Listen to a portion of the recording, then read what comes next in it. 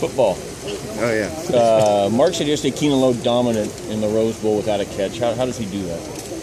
Well, all those bubbles we were throwing out to the outside, Keenan had some key blocks, and really Keenan had actually put a couple guys on the ground, 2 or 3 guys on the ground, and doing well on those plays set up Carrington's touchdown late in the game. So he did a lot of things getting us lined up, playing fast and blocking well that we just expect out of Keenan.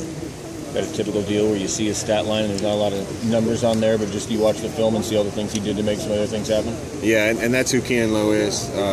He's a warrior, he's unselfish, and all year long it's been a different receiver almost every game that's kind of come through in the stat book, but all those guys contribute in every game. When you're a coach, you got other things to worry about. Do you wish a guy like that got more credit for things like that? You know, the things you can see and appreciate that, you know, perhaps fans and media don't, because there's no statistical database of it? Well, he's the type of guy that everybody on this team and this organization knows it, and he's not the type of guy that is looking for credit anyway. That's what makes him who he is. Impressions of the Buckeyes so far?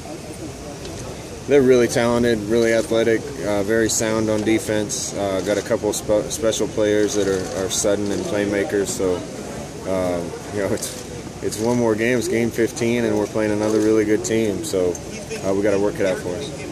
With a team like Ohio State, the way that a lot of people say they fly to the ball so well, they're fast, they're physical. Do you feel like the Big Ten might get a bit of a knock with all the talk and all the hype about this Ohio State team? Yeah, you know, Ohio State and Michigan State, having seen a lot of those two teams on tape, they're as good as anybody in the country, both those teams. You know, Michigan State's only 2 losses were to the 2 teams in the championship game. So I don't know where they'll end up being ranked, but they deserve to be high. They do a great job. This team obviously has had a great year, have a ton of really talented guys, and those 2 teams are among the best in the country. The way that everyone talks about the Big Ten, too, that they're a grinded-out kind of conference, do you feel like Ohio State's the kind of team that you can wear down with conditioning, with speed from this offense? You know, I thought we had a really big advantage with our tempo in the last game. Thought we were in a lot better shape than the team we played in the Rose Bowl. I don't know if we'll have quite that advantage against these guys. They see tempo all the time. They look like they're in condition. So, you know, we're not expecting to have the same advantage in this one. When Marcus is off, which has admittedly been a very small portion of this year, but maybe at the start of the Florida State game where it took him a couple series to get going, is that something where he calibrates himself on the sidelines, or does the coach come talk to him? Or how do you guys address Marcus when he's not completely dialed in?